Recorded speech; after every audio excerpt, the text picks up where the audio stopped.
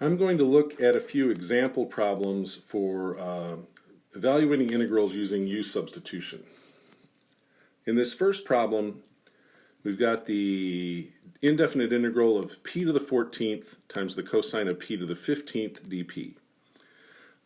The one thing we want to look for, first of all, we want to just say, does this look like an antiderivative I can take directly?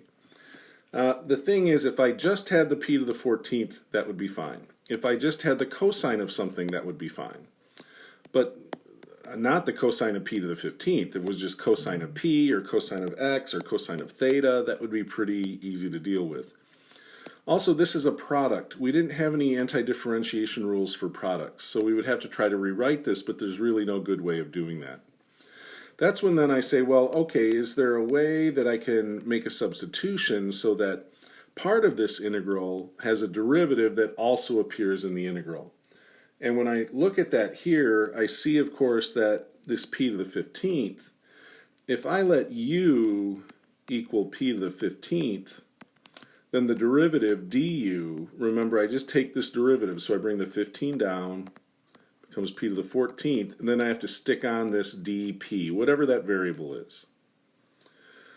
So when I look at this then, this cosine of p to the 15th, I've got that covered. That's just going to be cosine of u. But I've got p to the 14th dp here. Now when I look at that, I've sort of got that here, right? I got p to the 14th dp, but I've got this pesky little 15. So what I do is I just divide both sides by 15, or multiply both sides by 1/15. So that tells me 1/15 du is p to the 14th dp. And now that is what appears there. So I can rewrite this whole integral. We've got cosine of p to the 15th. That's just cosine u. And then I've got p to the 14th dp. That's just 1/15 du. Now, this constant, 1 to the 15th, can just get pulled out of the integral.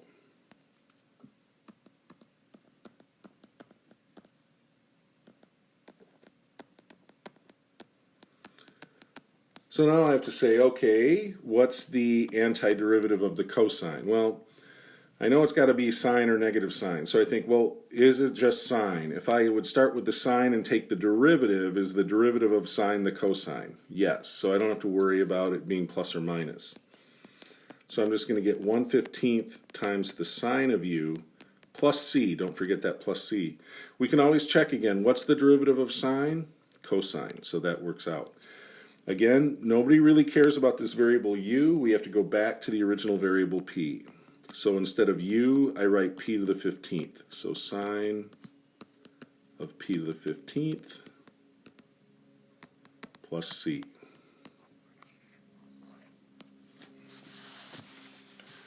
All right, so here, same sort of thing. This one definitely looks more complicated. Do we see anything here where part of the function has a derivative in another part of the function? Sort of another part of the integral. Part of the integral has its derivative somewhere else. Not exactly. You know, if I would just say let u be, for instance, x squared, then du would be 2x dx. So yeah, I could say u, but then minus 4. You know, I mean, there's a whole lot of stuff that wouldn't get accounted for here. I need my u to be probably bigger. You know, we can always just try something. So if I say let's let u be x squared minus 4x, what would my du be? Well, we have to take the derivative. The derivative of x squared would be 2x. The derivative of negative 4x would just be negative 4. And then I'd have to throw on this dx. So that whole 2x minus 4 dx is what we have there. Now, this is a little tricky. You know, I've got this is definitely my u right here.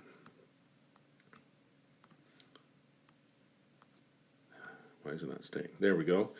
But this stuff, 2x minus 4, that's not exactly what I have there. That's just x minus 2. But I realize, well, wait a minute though. I could factor out a 2 here.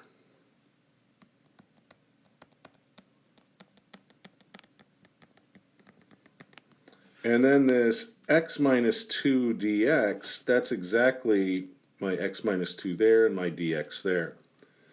So I've got everything accounted for, right? These two things together would be my du, sort of. What I would have to do, though, is get rid of that 2. So 1/2 du would be x minus 2 dx. So it's not just du, it's really 1/2 du. So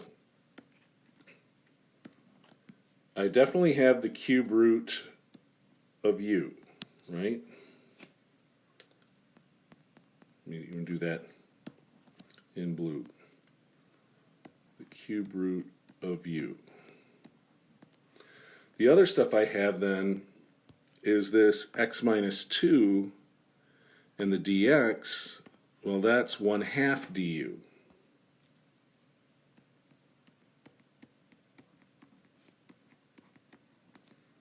But this 1/2 then can come out in front. I'm also going to rewrite the cube root as u to the 1/3 power. And now to take the antiderivative, I just have to add 1. 1/3 plus 1, that's 1/3 plus 3/3, so that's going to be 4/3. So 1/2 u to the 4/3, but then I have to divide by the new exponent, 4/3, plus c. So dividing by 4/3 is multiplying by 3/4. And then we don't want to leave the answer in terms of u. We go back to x squared minus 4x. We have this 4/3 power plus c.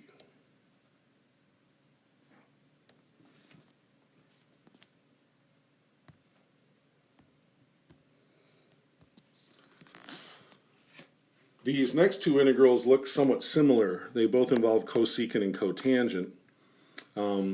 We're going to have to sort of figure out, what are my derivatives here. It might make sense to sort of look at this so we know the derivative of the cotangent is cosecant squared. The derivative of the cosecant, oh, it's negative up here, right? Derivative of cotangent is negative cosecant squared theta. And the derivative of the cosecant is negative cosecant theta cotangent theta. So I need to look here and say, is there anything I can do here where I'm going to be able to represent everything in terms of a u and a du? Well, this first one then, the derivative of cotangent involves a cosecant squared. Well, I see my cosecant squared there. So it looks like if I would let u be the cotangent of theta, then I get that du, the derivative of cotangent, is negative cosecant squared theta, d theta. And so here's my, this would just be u to the 10th power then, right there.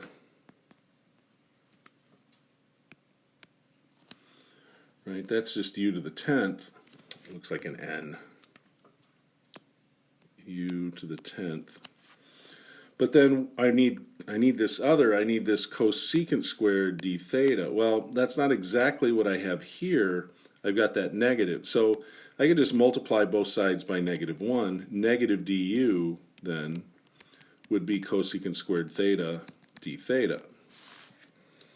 And so this stuff right here is going to be negative du. So my integral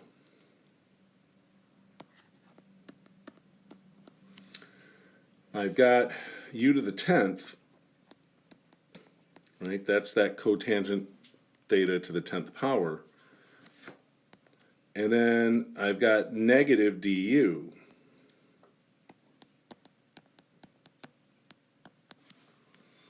Right? That's the du would be negative cosecant squared. So since I just have positive cosecant squared, that's the opposite of du. This negative can just get pulled in front of the integral symbol. So I get negative u to the 11th over 11 plus c, or negative 1/11th. U is cotangent theta. Cotangent theta to the 11th power plus c.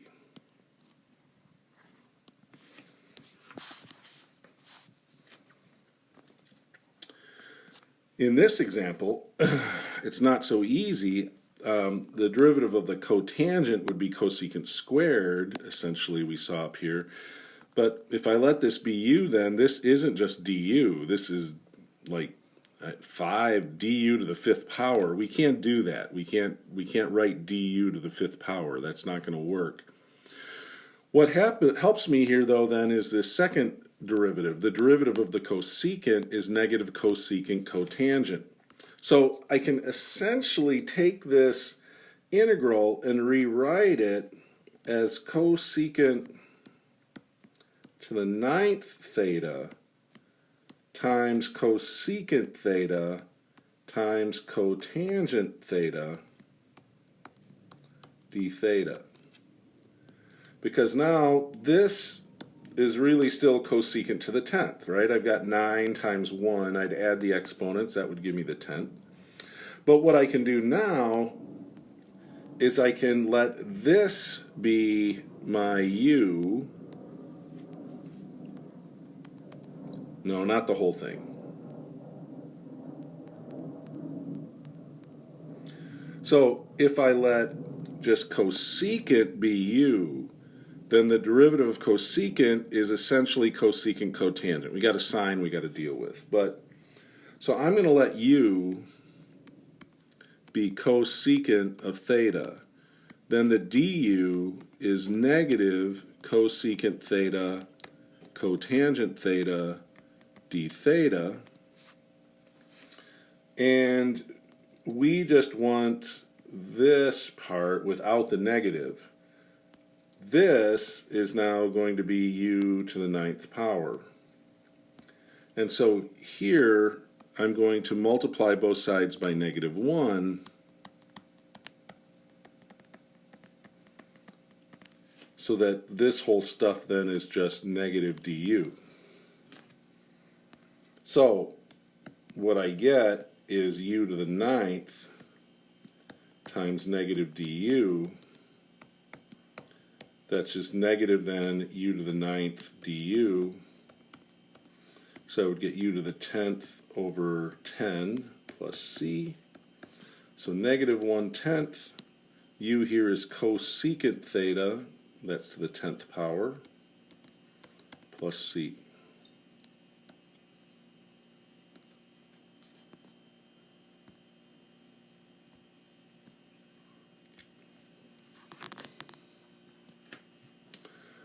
All right, a couple more here. So when I look at this, I again look, is there something in the problem where the derivative is somewhere else? Well, in two places, really. You know, I might say, well, let's just let u equal sine x. And then du, the derivative of sine, is cosine x dx. That seems good, you know, and then this would just be my u. But the problem is my du has to be cosine x times dx, and my cosine x here is in the denominator. So that's really the dx divided by the cosine of x, not dx times the cosine of x. So although this seemed like an easy fix, it didn't work. All right, let me just get rid of all this here. What actually works is to let u be the cosine. Because then this whole bottom is just u to the 7th. And my du the derivative of the cosine is negative sine. Now, that's not what we have here exactly, right? We've got sine x dx, so I need to multiply both sides by -1. And now I do have just that sine x dx. So this integral, we've got 1 over u to the 7th, and then we have negative du. You see that? We had cosine of the 7th in the bottom. Cosine was u. So I've got u to the 7th in the bottom. Sine x times dx, it's really dx over 1. So sine x times dx, that's negative du. So everything has been translated down here. So this is negative integral u to the -7th du. I pull the negative out. I rewrite the 7 in the bottom as a negative exponent. So when I increase the exponent by 1, -7 plus 1 is -6. I have to divide by the new exponent and add my constant.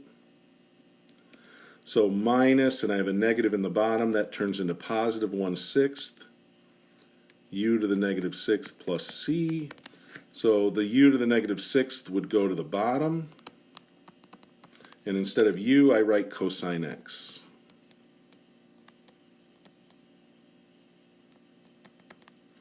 Or, it's hard to say, you can do this either way. When I have cosine in the bottom, that's really the same thing as the secant. So both of these answers are equally good.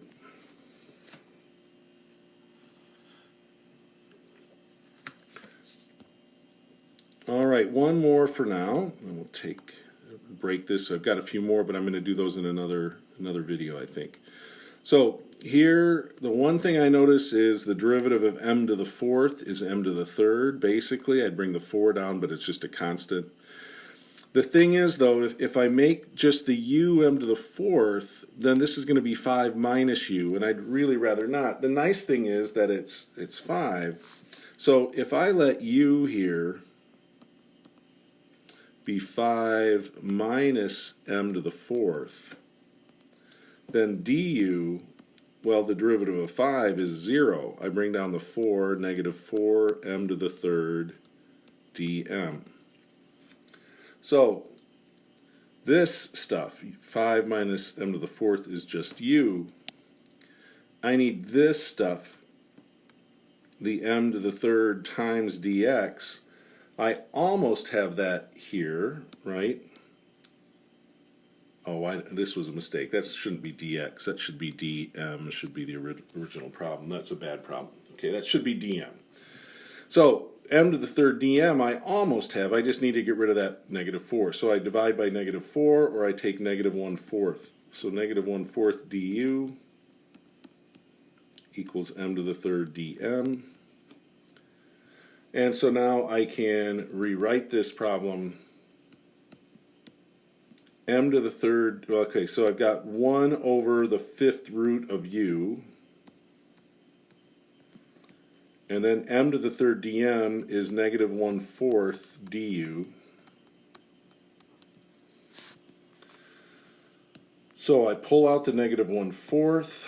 I'll rewrite this. First, it's a negative exponent because it's in the bottom. The 5th root is the 1/5 power, and then I just have du. So I'm going to do -1/5 plus 1. So that's -1/5 plus 5/5. Oops, negative. So that'll give me 4/5. So I get u to the 4/5, but then I have to divide by that new exponent.